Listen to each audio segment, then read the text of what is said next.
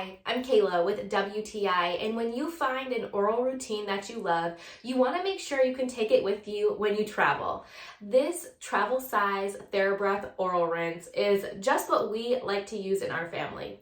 So specifically, my husband loves to use this as part of his entire oral routine, but it is such a crucial part that he wants to make sure that he can take it with him on a carry-on on the airplane when he needs to travel.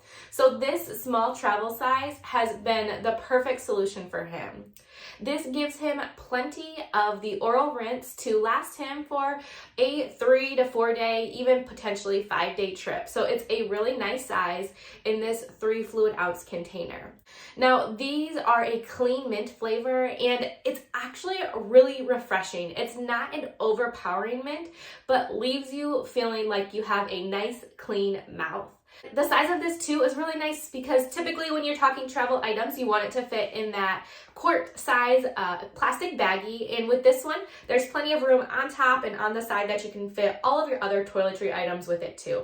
This 3-ounce oral rinse is perfect for somebody who is traveling and on the go, but still values their dental health and wants to promote healthy gums. And that's just my point of view.